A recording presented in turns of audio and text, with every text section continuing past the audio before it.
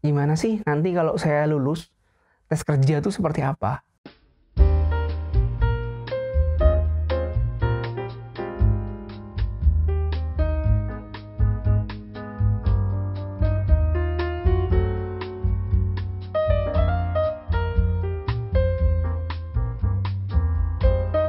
Halo, welcome back to my YouTube channel.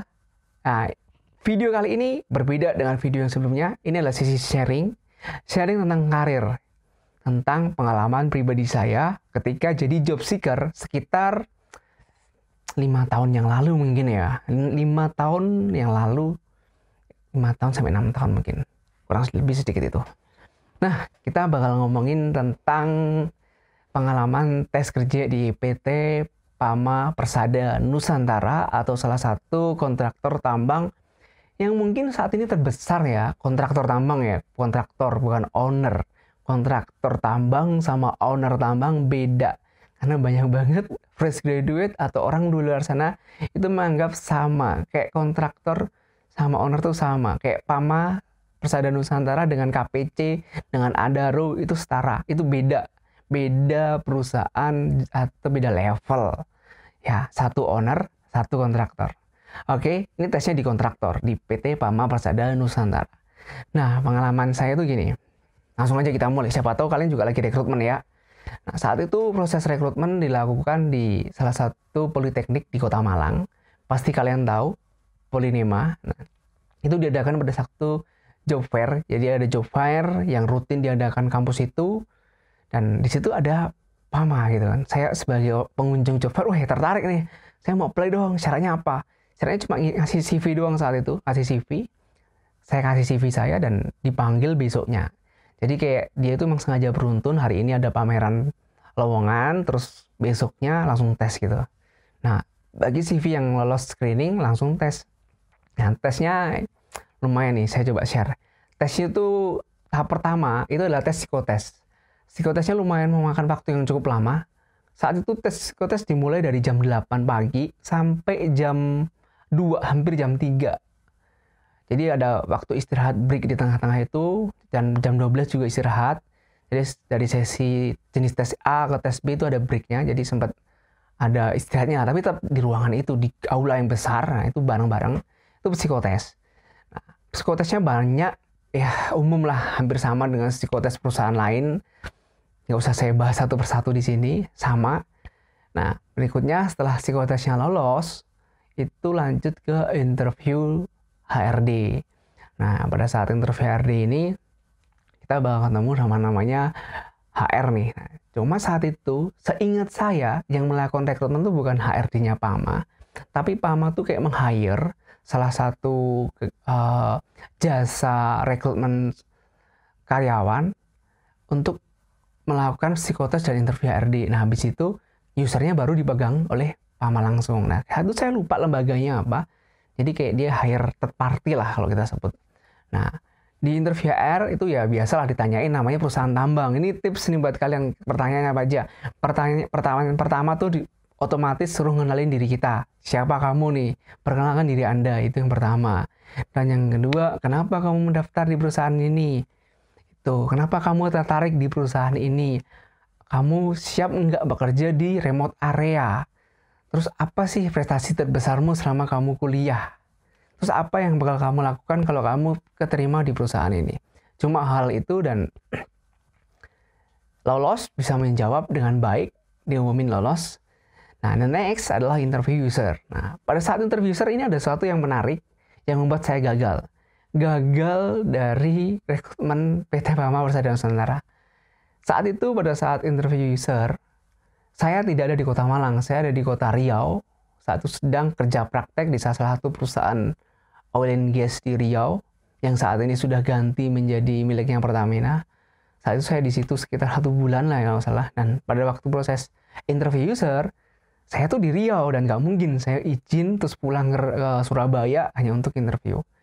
Nah, kebetulan ada temen satu angkatan yang lolos juga ke interview user dan dia datang ke Surabaya di hotel X, apa hotel lupa saya, interview di hotel. Nah, saat datang interview berjalan dimulai, ternyata si user ini nanya, kamu lulus kapan gitu. Saya lulus masih 2 semester lagi, karena saat itu saya yang mendaftar itu juga masih semester 6. Dan teman saya juga semester 6 karena satu angkatan. Dan akhirnya gagal. Jadi kalau teman saya itu gagal karena ketemu user, dan user tahu kalau ini masih semester 6 dan masih lama lulusnya, atau sekitar 1 tahun, gagal dia. Nah kalau saya gagal ya karena saya nggak bisa datang. Sekalipun datang pasti gagal juga, karena saya juga masih semester 6. Jadi gagalnya seperti itu. Saya cuma bisa share tuh psikotesnya sama pengalaman interview dengan HR-nya. Nah untuk user saya nggak tahu pertanyaannya apa aja. Untuk top manajemennya juga nggak tahu karena nggak sampai situ, dan medical check up juga nggak tahu untuk PAMA. Jadi gagal. Nah, satu hal yang penting yang pengen saya share ke kalian, kenapa saya lihat ini penting. Kalau kalian jadi job seeker atau pencari kerja, pengalaman gagal itu penting. Karena apa? Karena kalian akan belajar, kalian akan dilatih gimana sih cara psikotes tuh, tes psikotes tuh gimana sih, pertanyaannya apa aja, terus tahapannya apa aja sih, soalnya tuh jenisnya apa aja. Kalian akan dilatih di situ kalau kalian gagal di psikotes. Nah, begitu juga dengan interview. Saat interview kalian juga akan dilatih nih, udah pernah gagal nih. Sebelumnya udah pernah gagal, nah kalian juga jadi udah tahu nih, wah pas interview HR tuh biasanya ditanyain tentang ini, biasanya tentang ini. Nah, the next kalau kalian interview lagi, entah itu dengan perusahaan yang sama atau perusahaan yang berbeda, kalian udah bisa paham nih, wah nanti pertanyaan bakal lari ke sini, saya harus prepare ke sini. Jujur saat itu saya daftar masih semester 6. Karena apa? Karena saya cuma pengen melihat gimana sih nanti kalau saya lulus, tes kerja itu seperti apa. Saya nggak ada ekspektasi untuk diterima sebagai karyawan, karena saya tahu saya masih semester 6 dan saya lulus masih semester 8. Masih nunggu 1 tahun, mana ada sih perusahaan yang mau. Dan mungkin nanya, loh bang, kalau kayak gitu kan namanya main-main bang, kenapa bang masukin lamaran? Nah, jadi gini, saya datang ke job seeker itu kan bayar cuma 10.000 atau berapa, lupa, atau malah gratis ya, saya lupa.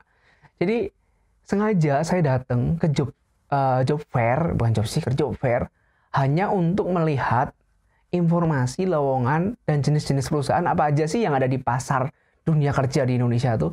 Dan kalau saya pengen daftar tuh syaratnya apa aja sih? Saya udah rasa ingin tahu, saya tuh udah membara sejak semester 6. Semester 6 tuh udah pengen tahu, wah tes perusahaan ini tuh syaratnya apa nih gitu. Dan saat itu ada stand PAMA kan, saya datang sama teman. Tanya sama mbak-mbak yang jaga, mbak, saya masih semester 6 nih, boleh daftar nggak gitu. Oh, masih semester 6 ya? Ya daftar aja nggak apa-apa. Saya nggak tahu kenapa boleh, atau mungkin dia ngiranya saya D3 di Polinema, terus semester 6 kan udah mau selesai tuh. Daftar aja nggak apa-apa, nanti akan diseleksi kok gitu. Ya udah saya daftar, karena kebetulan saya bawa CV, ya saya masukin CV saya.